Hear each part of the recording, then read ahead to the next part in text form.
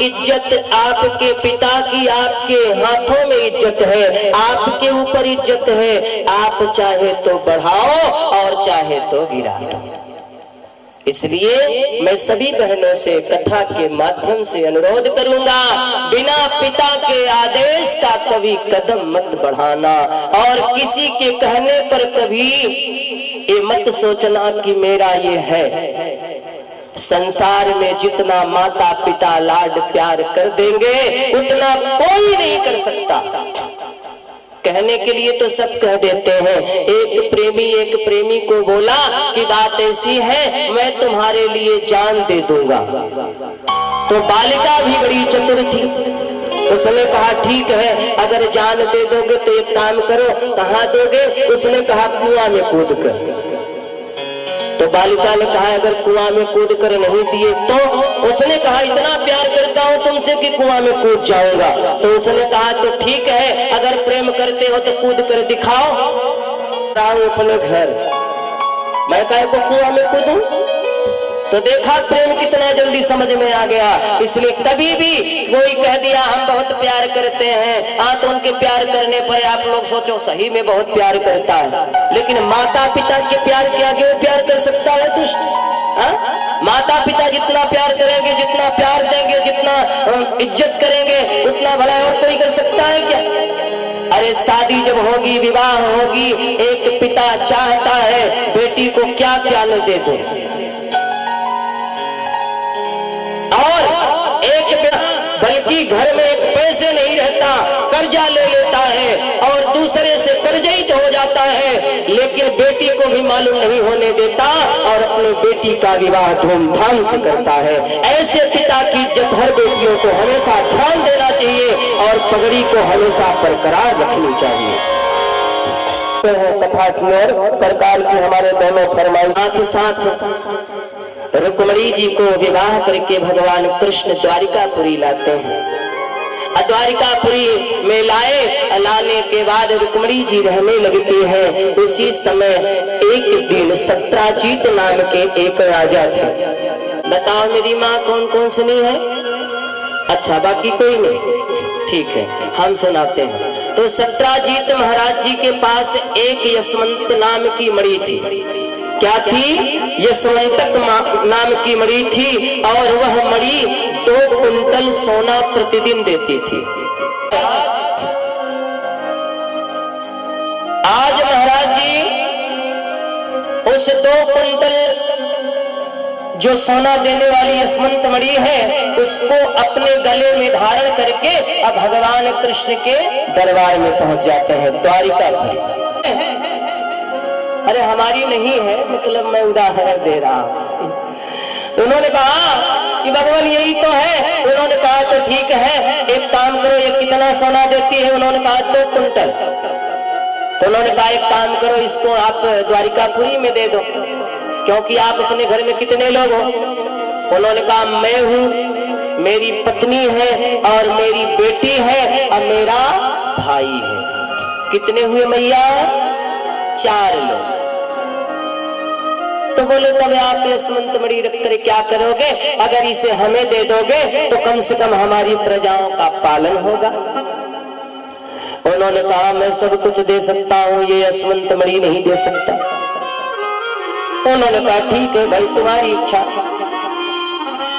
दो मत दो, लेकिन मेरा कहना जो है कह दिया, अब तुम्हारी मर्जी, तुम्हारी संपत्ति है, दे दोगे तो हम ले लेंगे, नहीं दोगे तो हम नहीं पाएंगे, क्या लेना। अपने घर आए न मैया तो उनके भाई का नाम है प्रसेन।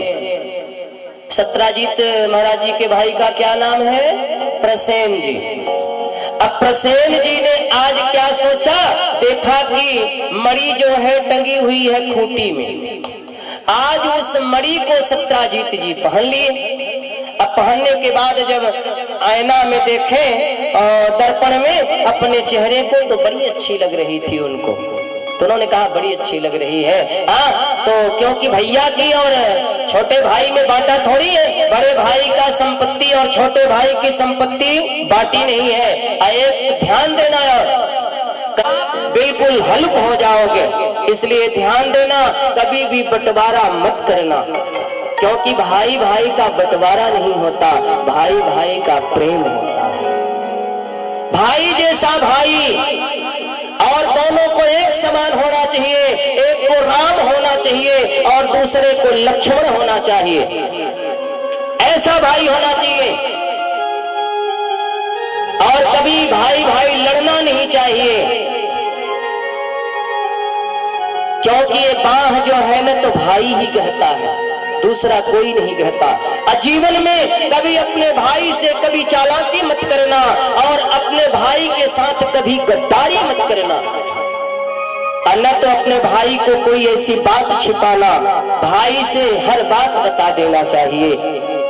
और अगर छोटा भाई है अपना कर्तव्य कर रहा है तो बड़े भाई को भी अपने कर्तव्य को निभाना चाहिए। तो मेरे पति जी कमा रहे हैं और ये सब खा रहे हैं, है न? छोटी वाली सोचेगी क्या बताऊं, मेरे पति डेली खेत में रहते हैं और ये बड़े वाले घूमते रहते हैं मोटरसाइकिल लेकर। ऐसा कभी मत सोचना, मन के अंदर कभी गलत भावनाएं मत लाना, क्योंकि अगर एक भाई खेती देख रहा है तो एक भाई समाज को अटेंड कर रहा है, समाज को देख रहा है, जा रहा है, कर तो रहा है, दोनों का काम है। इसलिए दोनों अपने कार्य को कर रहे हैं। तो भाई और भाई के बीच में मेरी माताओं कभी बंटवारा मत करवाना। के छोटे भाई थे, आज निकाले मड़ी को और निकालने के बाद अपने गले में लगाए, आहा बड़ी अच्छी लग रही है, बांट कर चल दिए। सीधा जाते हैं जंगल में, और जब जंगल में जाते हैं तो एक शेर ने प्रसेन के ऊपर आक्रमण कर देता है। जब आक्रमण कर देता है तो प्रसेन का मकुट कहीं गिरा, वस्त्र कहीं फाड़ के फेंका, तो भुजा कहीं फेंका, पादुका कहीं गिरी। भाई शेर है, जैसे झटका मटका वैसे किया है न। सत्राजीत जी जब लौटकर प्रसेन जी शाम हो गई नहीं आए तो सत्राजीत को चिंता हो गई, मेरा भाई लौटकर क्यों नहीं आया, क्या बात है। चिंतित बैठे थे। जब सुबह हुआ तो सत्राजीत ने कह दिया कि कृष्ण ने मेरे भाई को मरवा दिया। बोले क्यों? बोले यशवंत बड़ी में पहन करके द्वारिकापुरी गया था और वो यशवंत बड़ी मांग रहे थे मुझसे, अब मैंने नहीं दिया तो उन्होंने मेरे भाई को मरवा कर मेरी यशवंत बड़ी ले ली। कभी कभी बड़ा झूठा कलंक भी लग जाता है। कोई सत्य है और सत्य को कोई गलत ठहराता है तो बड़ा दुख होता है। मैं अच्छा हूं, मैंने जीवन में कभी बुराई नहीं सोचा और कभी किसी की बुराई नहीं किया। अगर मुझे कोई बुरा कहे तो मुझे कैसा लगेगा मेरी माँ, बताओ? लगेगा न, करे राम राम मैं इतना अच्छा व्यक्ति हूँ लेकिन फिर भी लोग हमें बुरा कह रहे हैं तो दिल में धक्का लगता है।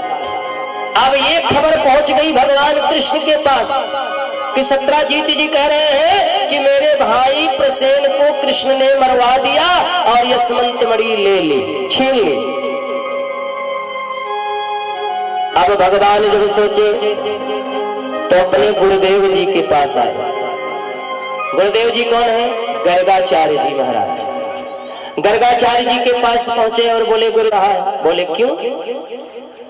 बोले गुरुदेव भला बताओ, मैंने प्रसेन को मरवाया नहीं है फिर भी हमारा नाम बदनाम कर रहे हैं लोग कि कृष्ण ने मरवा कर मणि छीन ली। अब गुरुदेव बताओ ऐसा क्यों हो रहा है? तो गुरुदेव जी ने कहा देखो बात ऐसी है कि मुझे तो लगता है कि तुम्हारे ऊपर ये जो कलंक लगाया गया है, कन्हैया तुमने चौथा वाला चंद्रमा देख लिया है। कौन वाला? चौथा वाला चंद्रमा देख लिया होगा। भादों में चतुर्थी के दिन चंदा देखने से कलंक लग जाता है, इसलिए तुम्हारे ऊपर झूठा कलंक लगाया गया है। कोई बात नहीं है। अब भगवान सोचने लगे इस कलंक को मिटाना भी है तो ले करके चल दिए। जंगल में जाते हैं भगवान, जंगल में जाकर ढूंढते हैं, देखने लगते हैं। तो आगे जब भगवान गए तो वहां शेर के पैर के निशान भगवान को दिखे। बोलो राधे राधे। तो जब पैर के निशान भगवान ने देखा तो पैर के निशान को देखते देखते भगवान आगे की ओर गए। जब आगे गए तो वहां प्रसेन की मकुट दिखाई दी। भगवान ने कहा ये बात। फिर भगवान आगे जब गए वहां देखा तो वस्त्र फटा दिखाई पड़ा। फिर भगवान आगे जब गए तो वहां भगवान ने प्रसेन के पादुका को देखा। पादुका समझते हैं? चरण पादुका। तो चरण पादुका को भगवान ने देखा। अब चरण पादुका के बाद जब भगवान ने देखा तो वहां भालू का पंजा वहां पर दिखाई दिया। तो भगवान सोचे कि अच्छा, तो अब भालू का पंजा जो था, पैर का निशान भालू का, तो भगवान वहां चलने लगे उसके निशान को देखने के लिए। मैया भालू के पास पहुंच गए। जब गुफा के पास पहुंचे तो बहुत बड़ी गुफा थी और भालू उस गुफा के अंदर घुसा था। अब भगवान ने सोचा इसके अंदर हमें भी प्रवेश करनी है। तो भगवान उसके अंदर प्रवेश करने जा रहे हैं जहां पर भालू का पंजा भगवान को दिखाई दिया। ठीक है, जब अंदर भगवान प्रवेश किए तो वहां पर भालू की पुत्री थी जिसका नाम जामवंती है और वह उस यशवंत मणि को लेकर खेल रही थी। भगवान ने सैनिकों को कहा कि तुम लोग यहीं रुको। और क्या देखा? जामवंती को देखा। जामवंती को जब देखा तो जामवंती ने हाथ में लेकर सुंदर खेल रही थी यशवंत मणि को खिलौना समझकर। इतने में यशवंत मणि उसके हाथों से गिर पड़ी। जब गिर पड़ी नीचे तो भगवान गए और उस यशवंत मणि को उठा लिए। जब उठाए तो बड़े जोर से चिल्लाई, पिताश्री पिताश्री पिताश्री, पिताजी पिताजी। अरे बाप रे बाप। अब भालू आ गए। जामवंत जी, क्या है बेटी? उन्होंने कहा पिताश्री ये हमारा खिलौना ले लिया, हमारा खिलौना ले लिया। तो जामवंत जी ने भगवान से युद्ध करने लगे। गुफा के अंदर युद्ध हो रही। मैया धीरे धीरे क्या हुआ, अब युद्ध चल रही है और इधर युद्ध करते करते करते करते जब ये नहीं जीत पाए जामवंत जी, तो जामवंत जी समझ गए कि मुझे तो ऐसा लगता है ये मेरे भगवान है, ये मेरे भगवान है। कैसे पता चला जामवंत जी को? जामवंत जी को ऐसे पता चला कि त्रेता में जब भगवान राम के रूप में आए थे और रावण को जब भगवान ने मार डाला तो रावण के मरने के बाद जामवंत जी भी थे, विजय प्राप्त हो गई। तो भगवान ने कहा कि मेरे भक्तों, मैंने तुम लोगों के वजह से आज रावण पर विजय प्राप्त की है, इसलिए तुम लोगों की जो इच्छा हो हमसे मांग लो, मैं दे दूंगा। मैं आपके चरणों में हमेशा लगा रहे। इस प्रकार से सब लोगों ने मांगा। भगवान बोले एवमस्तु तथास्तु। जामवंत जी के पास गए, बोले जामवंत तुम भी मांग लो। तो जामवंत जी ने कहा प्रभु आप हमें दोगे? भगवान बोले क्यों नहीं, मांगो तो सही। तो जामवंत जी ने कहा भगवान मैंने सुना है आपने रावण का वध किया है, आपकी भुजाओं में बड़ी ताकत है। अब मैं ये चाहता हूं कि मेरे प्रभु के भुजाओं में ताकत यदि है इतनी तो एक बार कम से कम हमारा और मेरे प्रभु का 2 हाथ हो जाए। मेरी भी इच्छा है आपसे लड़ने की, क्योंकि रावण से मैं लड़ नहीं पाया, इसलिए मेरी इच्छा है कि 2 हाथ आपसे भी हो जाए। तो भगवान बड़े जोर से मुस्कुराए, बोले ऐसा नहीं हो सकता। बोले क्यों? बोले तुम हमारे सेवक हो, और हम तुम्हारे स्वामी हैं। और सेवक और स्वामी के बीच में ये दो हाथ अच्छा नहीं लगता। इसलिए एक काम करो, अगर तुम्हारी इच्छा है तो मैं वचन देता हूं, तुम्हारी इच्छा पूर्ण करूंगा, लेकिन इस जन्म में नहीं। ये त्रेता चल रहा है। जब द्वापर आएगा तो द्वापर में मैं कृष्ण के रूप में आऊंगा, और जब मैं कृष्ण के रूप में आऊंगा तो उस समय दो दो हाथ दोनों का होगा। होने लगी तो भगवान के चरणों में उन्होंने सोचा कि अब तो गड़बड़ हो रहा है, क्योंकि ये मेरे भगवान हैं। अब हमें मालूम हो गया कि मेरे प्रभु श्री राम जी हैं। तो उन्होंने कहा कि प्रभु अब मैं समझ गया, बस करिए। भगवान बोले नहीं नहीं, आओ दो दो हाथ और हो जाए। बोले नहीं नहीं भगवान, अब तो मैं जान गया आप कौन है। इसलिए हे प्रभु, ये यशमंत मणि भी ले लीजिए, और साथ ही साथ आपसे एक मेरा निवेदन है। भगवान बोले बोलो क्या निवेदन है। उन्होंने कहा प्रभु, ये मेरी पुत्री है, इसका नाम जामवंती है, इसलिए जामवंती का हाथ अपने हाथ में ले लीजिए और इसे आप पत्नी के रूप में स्वीकार कर लीजिए। भगवान ने कहा ठीक है भाई, अगर तुम्हारी इच्छा है तो मैं स्वीकार कर लेता हूं। तो भगवान ने जामवंती को पत्नी के रूप में स्वीकार कर लिया। बोलो राधे राधे। तरंग मारलो हर मन की तरंग मारलो, बस हो गया भजन। मन की तरंग मारलो, बस हो गया भजन। मन की तरंग मारलो, बस हो गया भजन। मन की तरंग मारलो, बस हो गया भजन।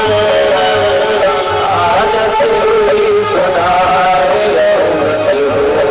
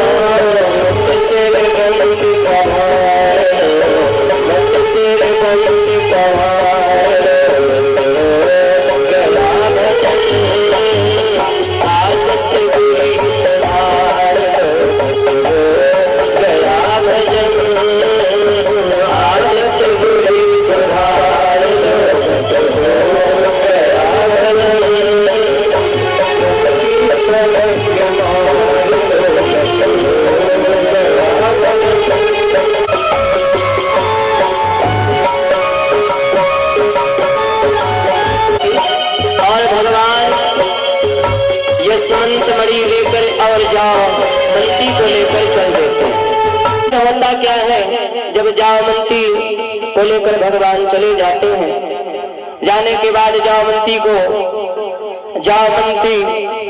द्वारिकापुरी छोड़ते हैं भगवान। उसके बाद सत्राजीत के पास जाते हैं और जाने के बाद सत्राजीत को यशवंत मणि सत्राजीत को वापस करते हैं भगवान। ये यशवंत मणि आपकी है, इसे आप अपने पास रखो।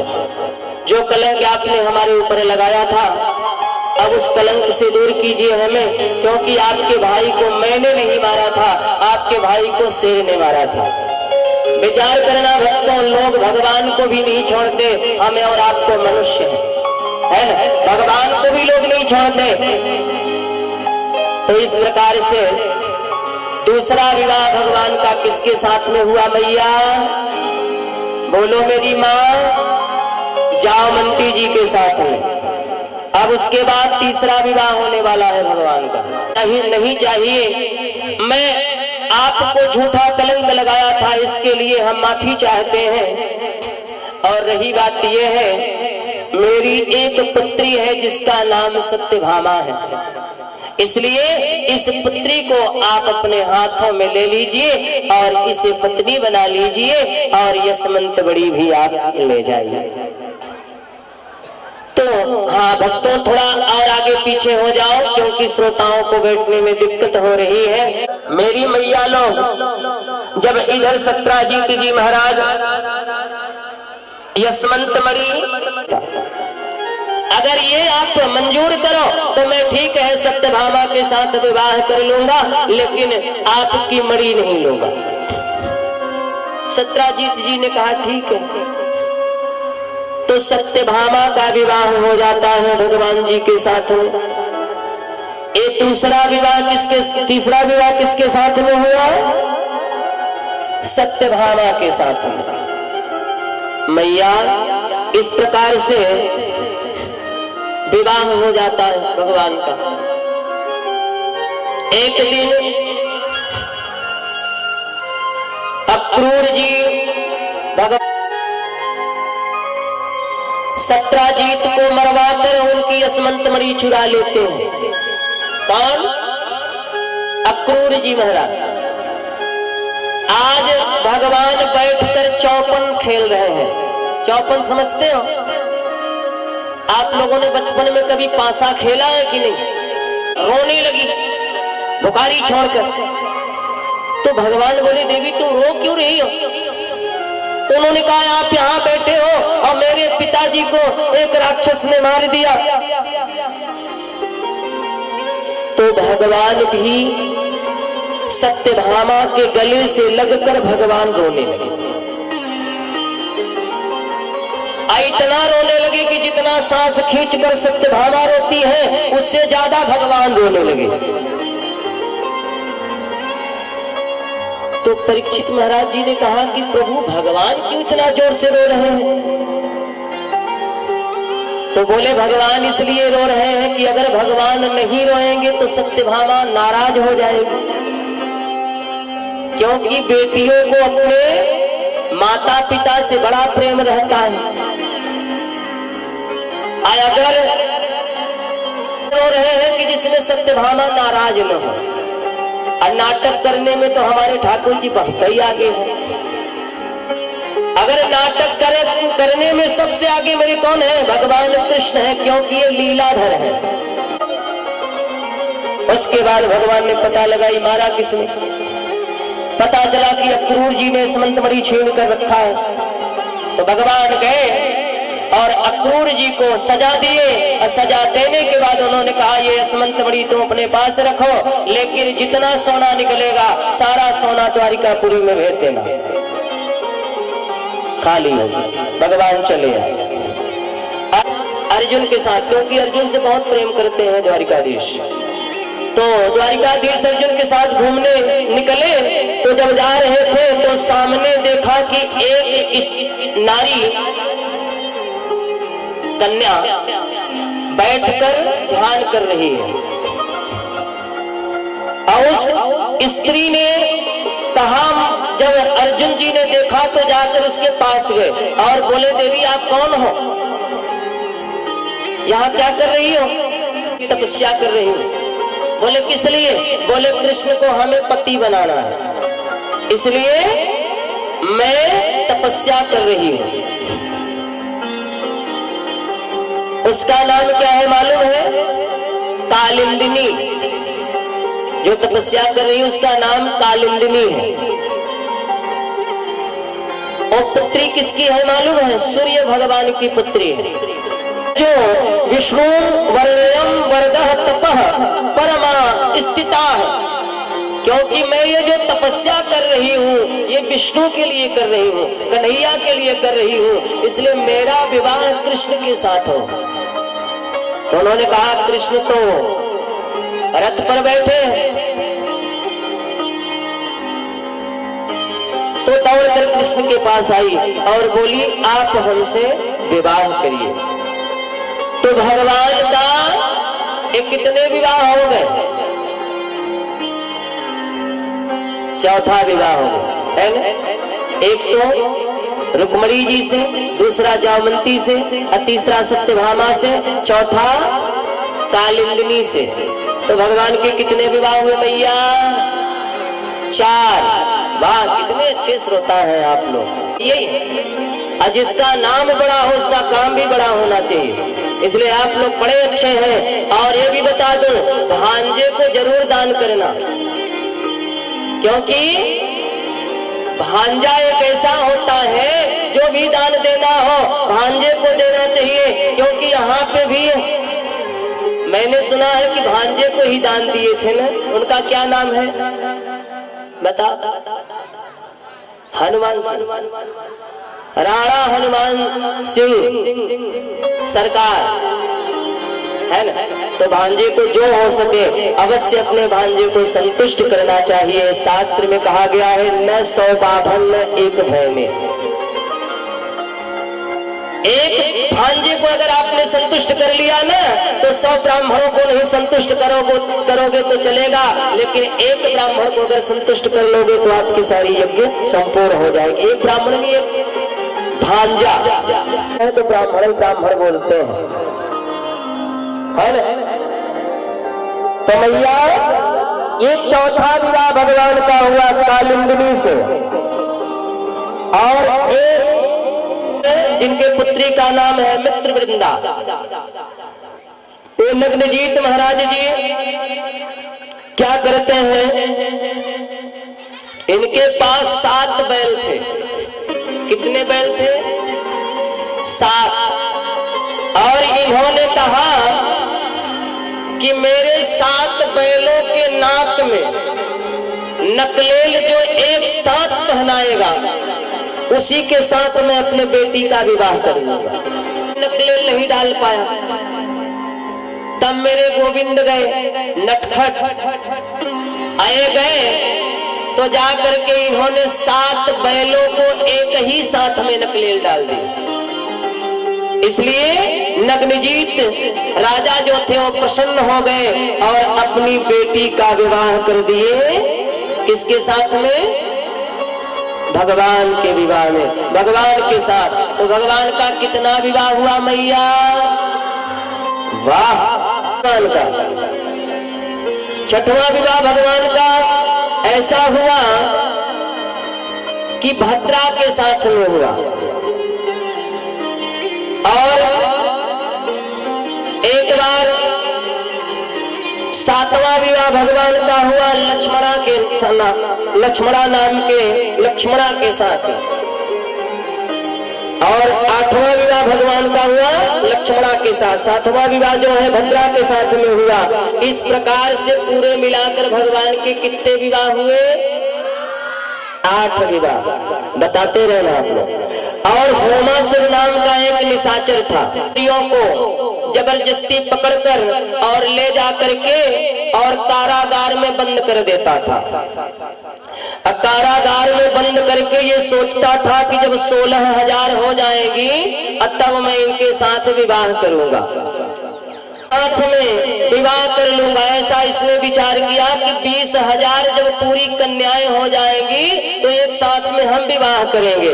तो इसने क्या किया, भौमासुर जो राक्षस था इसने जा करके 16,000 100 कन्याओं को बंदी बनाकर अपने कारागार में डाला था। ठीक है, की भौमासुर नाम का एक निशाचर है जो 16,100 कन्याओं को बंदी बनाकर अपने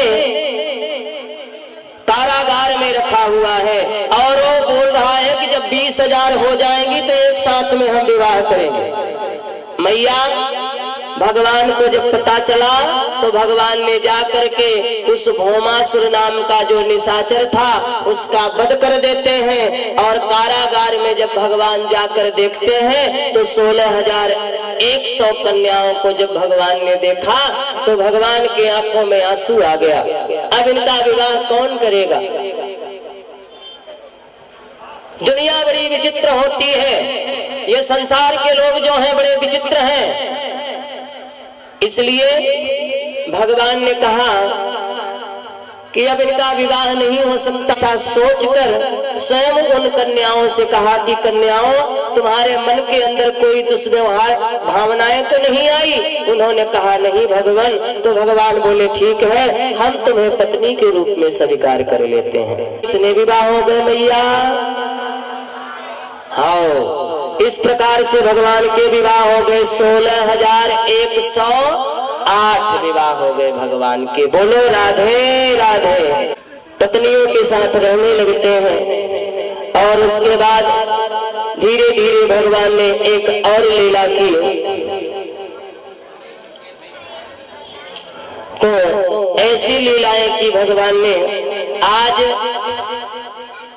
सुदामा नाम के एक भगवान के मित्र हैं। आइए पहले कीर्तन कर लेते हैं, तब आगे की ओर चलेंगे। की भजन हुई लेकिन हनुमान जी महाराज की नहीं हुई है। कि वीर हनुमाना अति बलवाना, राम नाम रसियो रे, राम नाम रसियो रे। बोलो सब लोग बोलो। बलवाना राम नाम रसियो रे, हाँ राम नाम रसियो रे, हाँ जो कोई आवे हाँ अर्ज लगावे, सबकी सुनियो रे, हाँ प्रभु मन बसियो रे।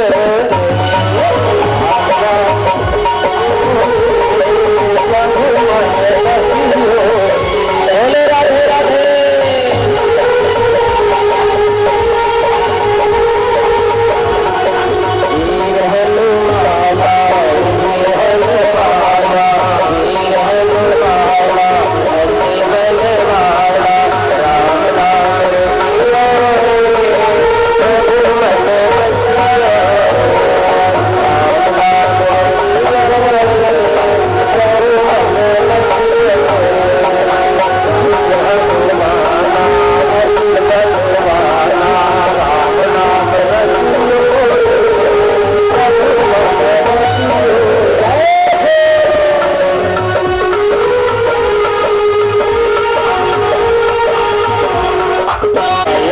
बलवाना वीर हनुमान,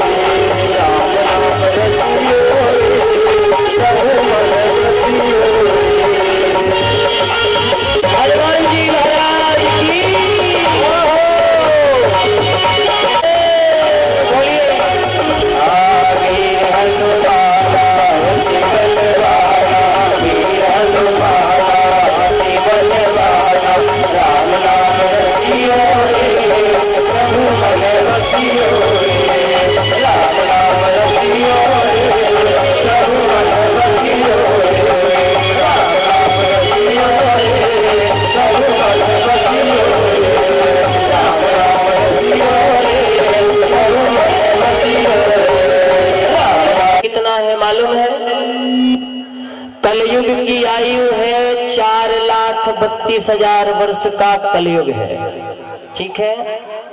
8,64,000 वर्ष का द्वापर है और 12,96,000 वर्ष का होता है त्रेता। 17,28,000 वर्ष का होता है सतयुग, इसे कहते हैं चतुर्युग। तो प्यारे भक्तों, सतयुग में लोगों की उम्र कितना होती थी मालूम है? लोग कितने वर्ष तक जीते थे सतयुग में? सतयुग में लोग 1,00,000 वर्ष तक जीते थे। फिर सतयुग के बाद क्या आया?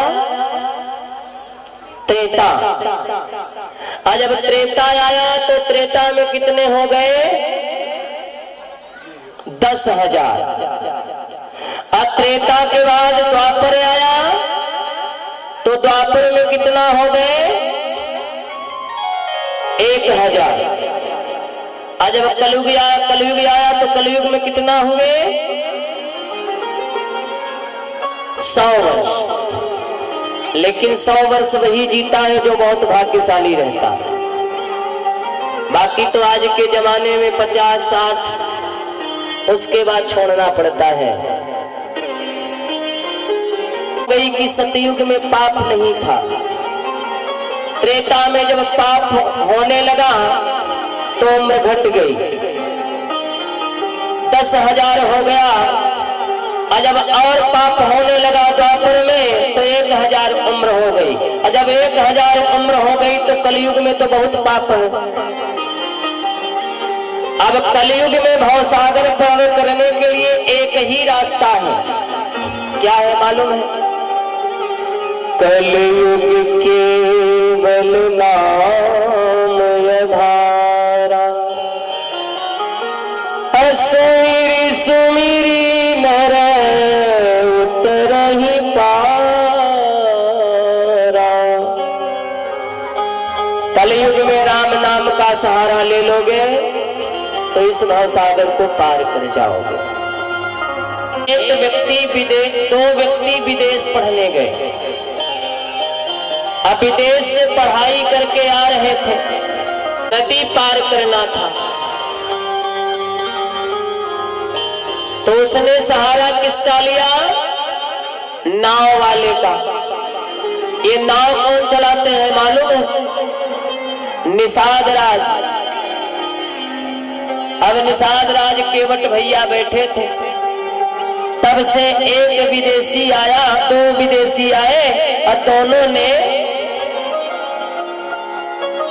केवट भैया को बुलाकर और कहा कि आप हमें उस पार उतार दो। उन्होंने कहा ठीक है उतार देंगे।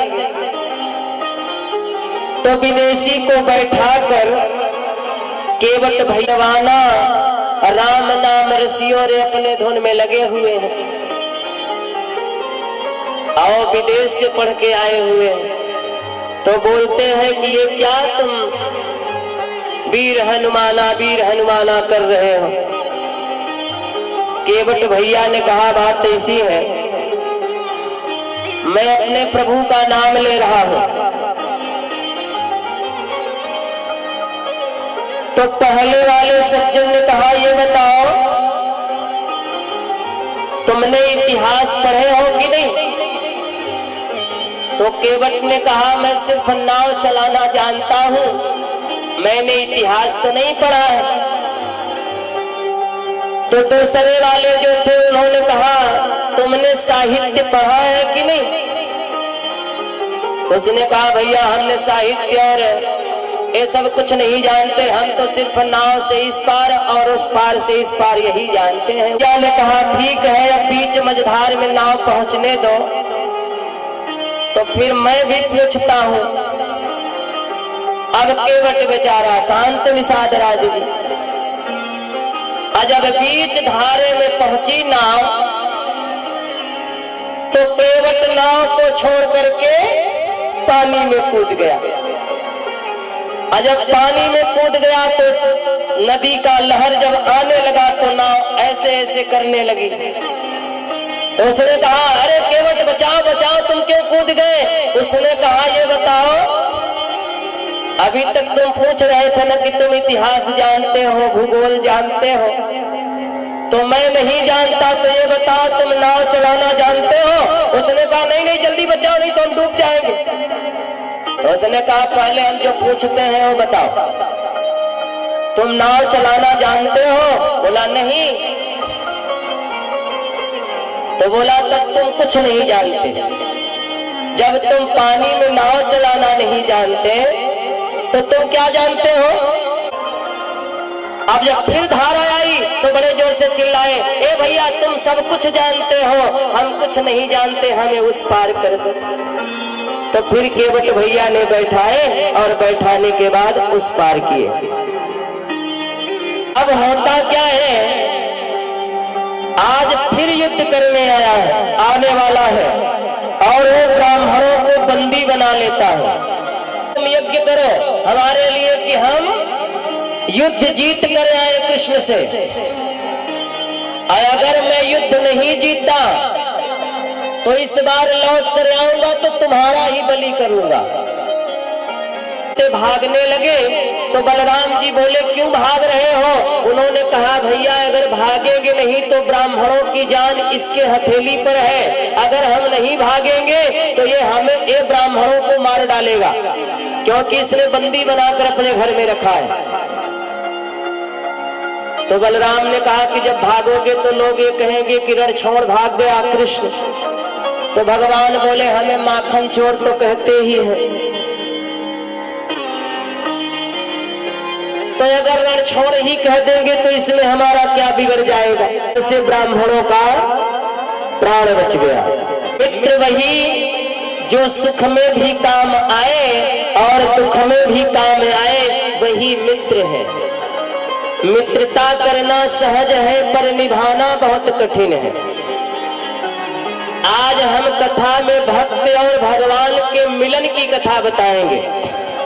अभी कथा बहुत लंबी है और मिलन भी कराएंगे। तो कथा स्टार्ट होती है कहां से? गुरुकुल में सुदामा जी और भगवान एक ही गुरुकुल में पढ़ते थे। तो आज भगवान की ड्यूटी लगी और कुछ बच्चों की, बाल सखाओं की लगी कि आज लकड़ी तोड़ने जाएंगे।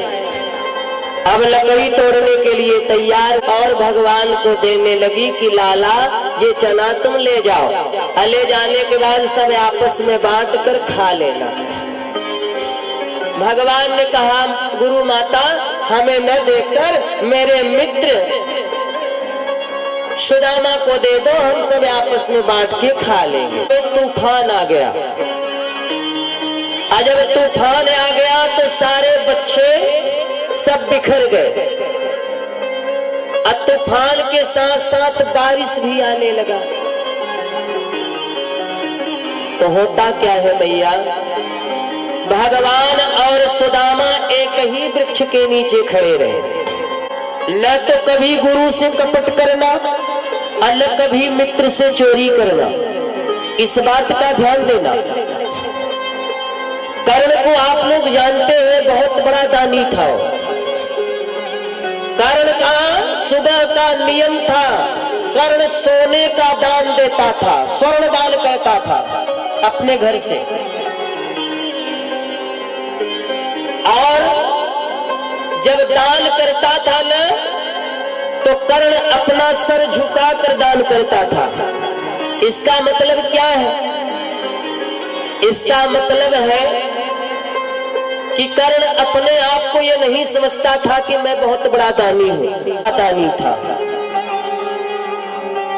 परशुराम जी महाराज ने प्रतिज्ञा लिया अपने मन में कि मैं किसी को धनुष विद्या नहीं सिखाऊंगा, वो भी क्षत्रिय समाज के जो बालक हैं उनको मैं धनुष विद्या नहीं सिखाऊंगा, और ब्राह्मण बालक को धनुष विद्या सिखाऊंगा, क्योंकि परशुराम जी महाराज पारंगत थे। महाराज ने ऐसी प्रतिज्ञा ली। अब कर्ण को धनुष सीखना था। धनुष, कर्ण को धनुष विद्या सीखनी थी, तो कर्ण ने सोचा कि अब परशुराम भगवान ने प्रण किया है कि मैं क्षत्रिय बालक को धनुष विद्या नहीं सिखाऊंगा, अगर मैं क्षत्रिय के रूप में जाऊंगा तो हमें विद्या सिखाएंगे नहीं, इसलिए हम ब्राह्मण का बालक का रूप बनाकर जाऊंगा। ब्राह्मण के बालक के रूप में जाकर धनुष विद्या परशुराम जी से सीखते हैं कर्ण महाराज।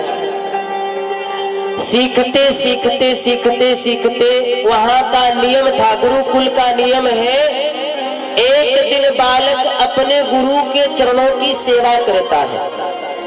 गुरुपद पंकज सेवा तीसर भक्ति अमान, ये तीसरी भक्ति है गुरु के कमल में चरणों की सेवा करना। ठीक है, हो गया कर्ण जी महाराज का कि कर्ण जी आज सेवा करने जाएंगे। आज जब कर्ण सेवा करने गए न, तो सेवा तो कर रहे थे, पलथी मारकर गुरुदेव के चरण को दबा रहे थे, और दबाते दबाते दबाते दबाते जमीन से एक कीड़ा निकला, और जमीन से कीड़ा निकला और उनके जंघा को नीचे से फाड़ते हुए ऊपर की ओर आ गए। और जब ऊपर की ओर आया तो कर्ण ने सोचा कि अगर मैं इस कीड़ा को हटाऊंगा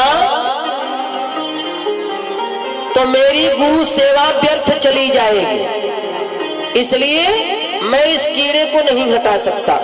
अब कर्ण महाराज जी दर्द सहन करते रहे मैया, धीरे धीरे होता क्या है, अब वो दर्द सहन कर रहे हैं और रक्त की धार जो है वो बह रही है। जब परशुराम महाराज जी के चरणों के पास पहुंची मैया सोना मत, बोले राधे राधे।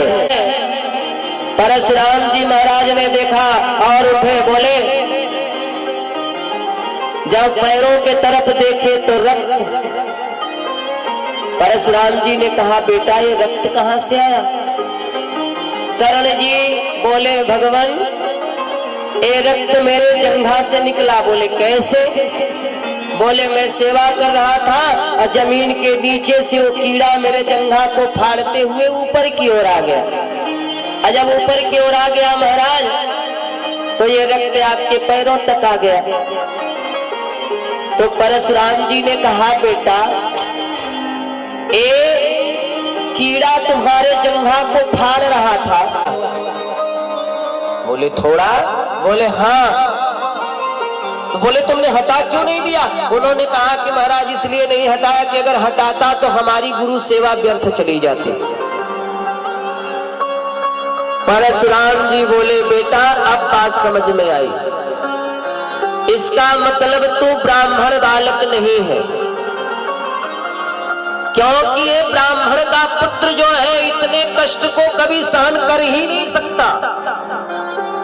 इसका मतलब है तुम क्षत्रिय हो, और क्षत्रिय ही युद्ध कर सकता है, क्षत्रिय ही दर्द को सहन कर सकता है। असली रूप में नहीं आया तो मैं श्राप दे दूंगा तो तुम जलकर खाक हो जाओगे, इसलिए अपने असली रूप में आओ। कौन हो? कर्ण समझ गए अगर असली रूप में नहीं आया तो गुरुदेव जी श्राप दे देंगे, तो कर्ण अपने असली रूप में आ गए। हाँ महाराज, अरे वाह। परशुराम जी ने कहा, कर्ण तुम? बोले, हाँ। बोले, भगवान आपने प्रतिज्ञा की थी कि क्षत्रियों को धनुष विद्या नहीं सिखाएंगे, तो हम ब्राह्मण के रूप में आ गए। भगवान बोले, परशुराम जी बोले, वो तो ठीक है, लेकिन तुमने गुरु से कपट किया है,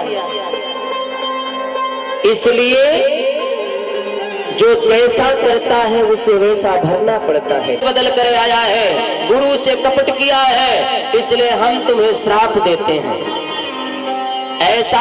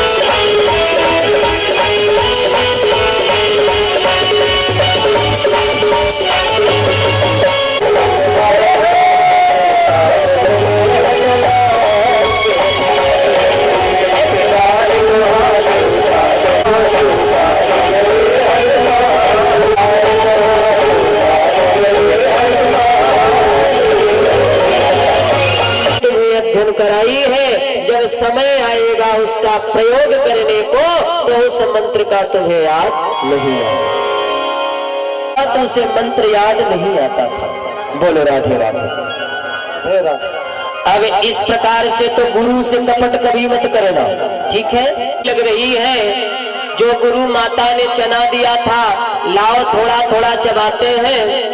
बुजुर्गों ने कहा है कि जब ज्यादा ठंडी लगे ना तो क्या करना चाहिए मालूम है, मुंह में डालकर कुछ खाते रहो तो ठंडी कम हो जाती है। भैया कि हे कृष्ण, जो मिला था हमें चना गुरु माता ने दिया था, वो कीचड़ में गिर गया। ऐसी भरनी, अब भरना तो पड़ेगा ही।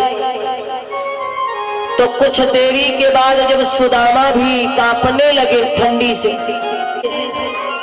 मुंह में डाले, जब मुंह में डाले तो भूंजा हुआ चना था, जब मुंह में डाले तो दांत के बीच में जब पड़ा और जब दबाए तो बोला पट, तो जब पट से बोला तो भगवान बोले मित्र सुदामा, बोले हाँ। बोले क्या बोल रहा है? बोले कन्हैया मेरा दांत बोल रहा है। बोले क्यों? बोले ठंडी के मारे, ठंडी लग रही है। भगवान बोले अच्छा।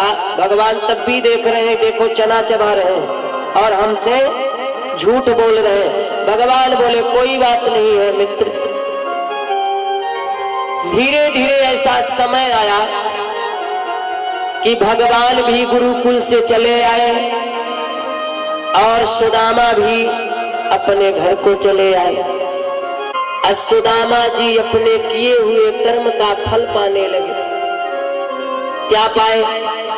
सुदामा जी का विवाह हो गया, सुदामा जी के पास पत्नी आ गई, पत्नी के साथ साथ बच्चे हो गए। अब बच्चों के साथ साथ सुदामा जी, अब सुदामा जी क्या करें, सोचने लगे। अपने किए हुए कृष्ण कृष्ण जप रहे हैं। को धन चाहिए कि और को धन चाहिए बावरी, ब्राह्मण को धन केवल भिक्षा। सुदामा जी भिक्षा मांगने जाते हैं और भिक्षा मांगने जाते हैं तो कितने घर मांगते हैं? सिर्फ 5 घर। अब 5 घर में कितने देर तक खड़े रहते हैं मालूम? दरवाजा खुला तो ठीक है और नहीं खुला तो दूसरे दरवाजा में पहुंच गए। ऐसे ऐसे करके सुदामा जी 5 दरवाजे में जाते हैं और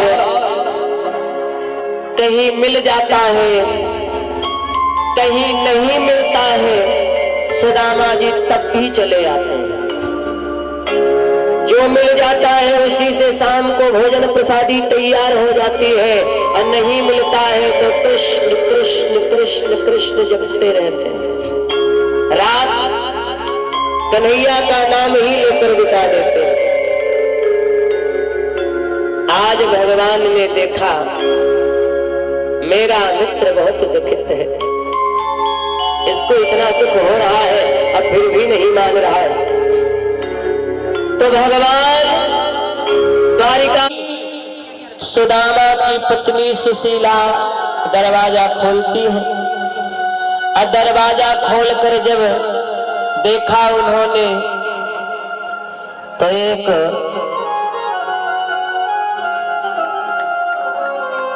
ब्राह्मण भिक्षुक के रूप में आया है। अब सुशीला नहीं दे सकती कुछ, ये द्वारिकाधीश के मित्र है तो तुम अपने पति को द्वारिकाधीश के पास क्यों नहीं भेज देती, वहां चले जाए, सारी गरीबी टल जाती। उन्होंने कहा भगवान आज मैं अपने पति को बोलूंगी। तो इधर जाते, जब वहां से चले जाते हैं भगवान अंतर ध्यान हो जाते हैं तो सुदामा की पत्नी ने जा, बहुत बड़े राजा ने कहा देवी आप क्योंकि जानती हो मांगने से मित्रता कम हो जाती है। अब मैं ये नहीं चाहता कि मेरे मित्र की मित्रता मुझसे कम हो जाए। सुदामा देवी, अब मैं जाऊंगा अपने मित्र से मिलने के लिए, लेकिन एक काम करना, जब मित्र से मिलने के लिए जाऊंगा तो मेरा मित्र पूछेगा भाभी ने भेंट में क्या दिया? घर में जाती है और 3 मुट्ठी चावल लेती है। कितना? 3 मुट्ठी चावल। 3 मुट्ठी चावल लेकर सुशीला ने बंद किया, पोटली में बांधा।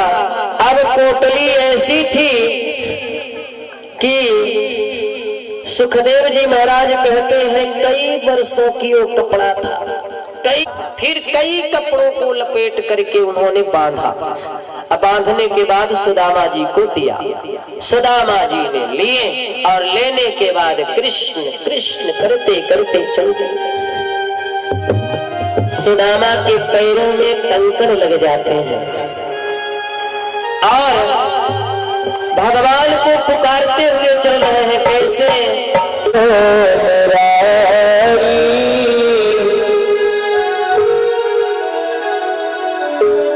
सुदामा जी चल रहे हैं, अभी द्वारिकापुरी नहीं पहुंचे हैं, अभी रास्ते आओ के मैया आओ मुरारी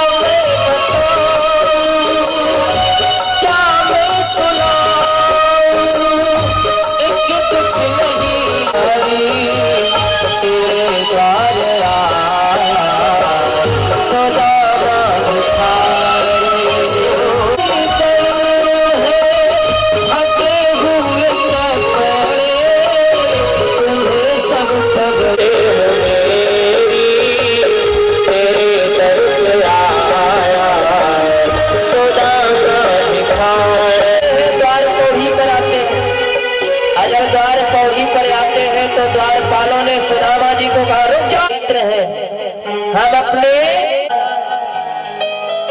उन्होंने कहा मित्र से, बोले हाँ। तो सुदामा जी ने ये गरीबी का कृष्ण के दर पे विश्वास लेके आया।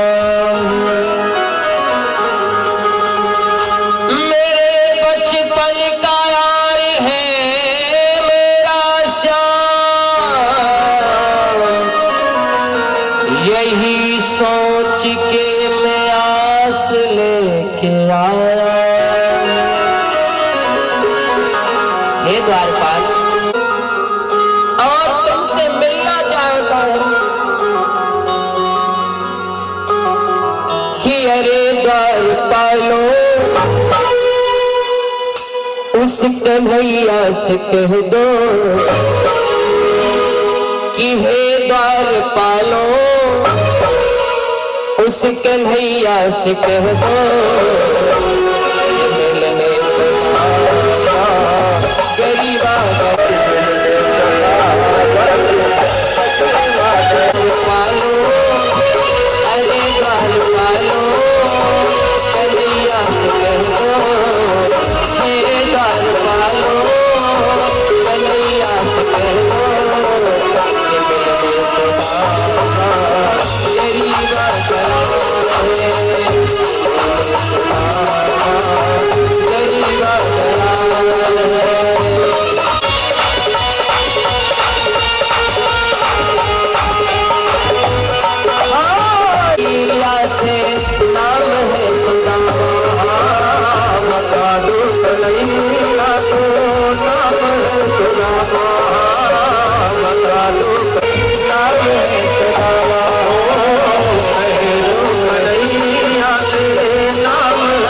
सर पे है पगड़ी, बदन पे है जामा।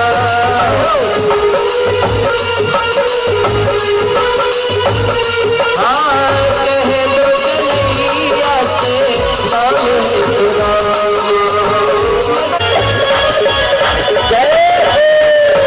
क्या होता है द्वारपाल ने सोचा, द्वारपाल चला और यहाँ कर द्वारिकाधीश से कहता है भगवान बड़ा विचित्र हुआ। बोले क्या हुआ? बोले बहुत विचित्र एक ब्राह्मण आया है। बोले ब्राह्मण विचित्र? बोले हाँ। बोले कैसा विचित्र? उन्होंने कहा न तो सर पर पगड़ी है, न तन पर जामा है, और हाथ में एक माला लिया है। भगवान ने कहा अपना नाम क्या बताया? उसने कहा प्रभु अपना नाम सुदामा बताता है। अब तो भगवान रुक्मिणी जी यही रह गई और भगवान दौड़ देते हैं।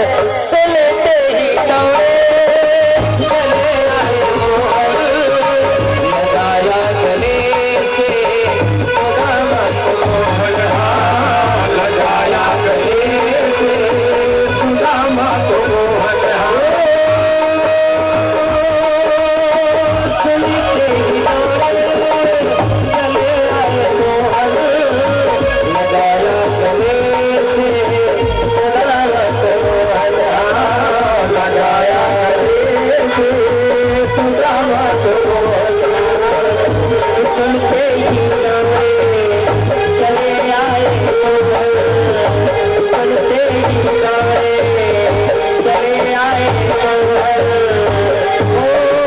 लगाया गले से सुदामा को मोहन। सुनते ही दौड़े चले आए मोहन, लगाया गले से सुदामा को मोहन, लगाया गले से सुदामा को मोहन। अब रुक्मिणी जी भी देख रही हो। आओ हुआ रुक्मिणी को बड़ा ही अचंभा,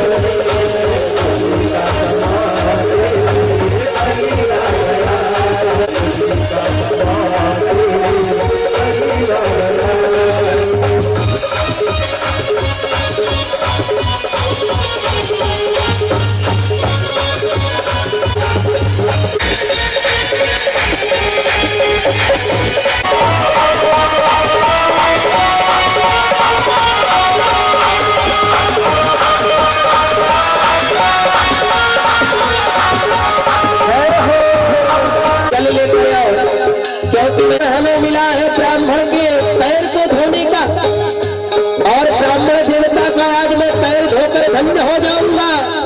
अरे मित्र, तेरे चरण के पैर का ये जो अमृत है इसे भी चरण को धोया।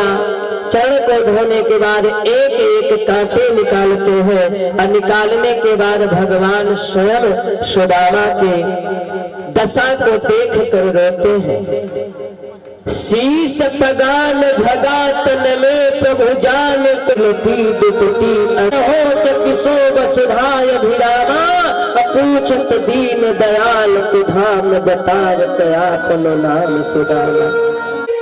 हाँ देखे सुदामा की दीन दशा करुणा करके करुणा निधि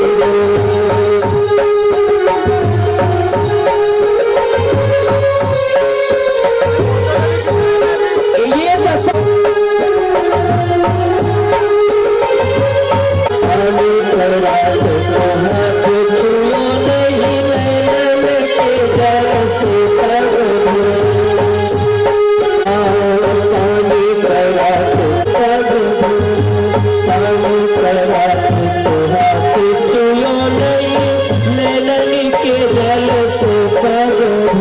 भगवान स्नान करते हैं। आज अपने मित्र ही कैसे हमें सेवा इतना अच्छा मिला है, ब्राह्मण देवता हमारे घर में आए हैं, अब भला मैं सेवा नहीं करूंगा, ऐसे कैसे हो सकता है? सोचते हैं इसलिए कुछ मैं ऐसी अटपटी बातें बोलूं कि इसकी मुखार बिंद से हाँ या ना तो निकले। ये जब और मैं एक निर्धन ब्राह्मण जिसके तन पर कपड़े भी हैं वो भी फटे चिटे, सुदामा जी संकोचा रहे हैं, लेकिन भगवान कि मैं विवाह नहीं करूंगा, तो विवाह कर लिया कि हकीकत में अभी तक तू कुंवारा है? तो सुदामा जी ने कहा नहीं मैं कुंवारा नहीं हूँ, मेरा विवाह हो गया है। बोले विवाह हो गया है? बोले कहाँ? बोले मेरा विवाह बड़गांव में हुआ है।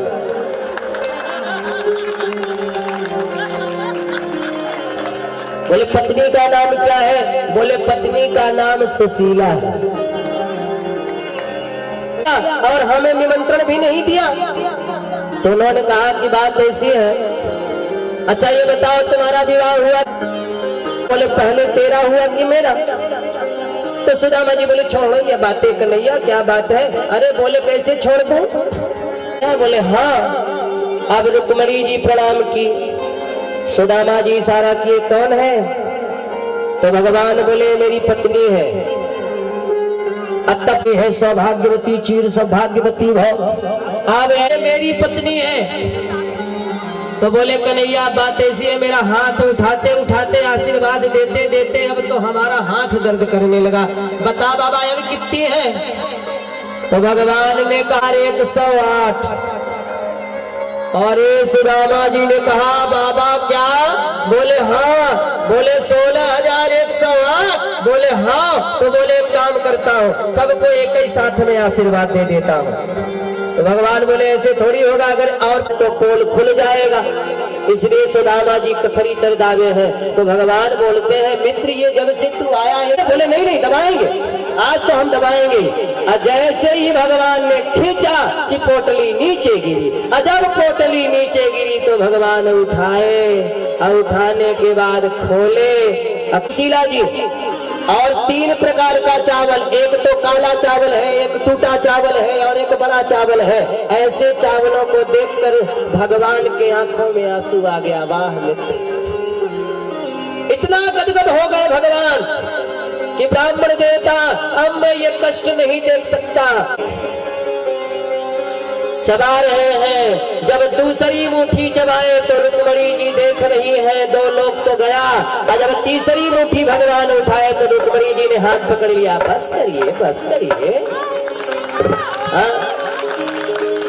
ये चावल कच्चा है, चावल खाएंगे तो पेट खराब हो जाएगा। मी तुम्हाला खरा खरा बोलतो सांगतो, बस कर।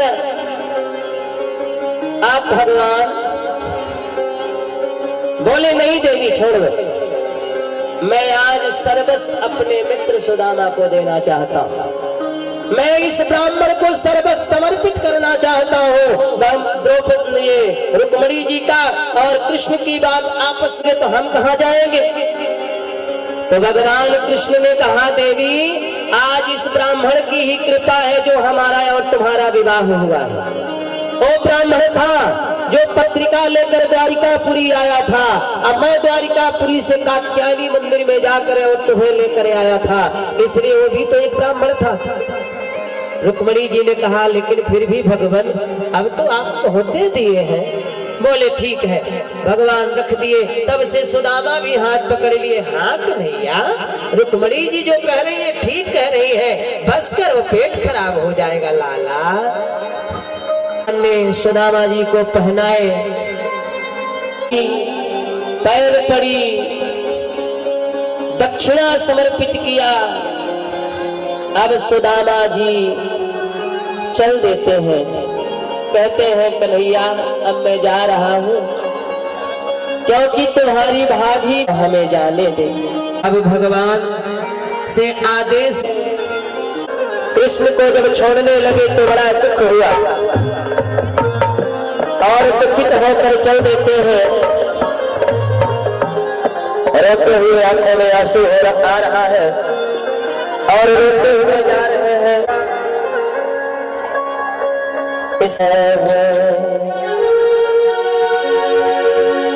कि बंदे के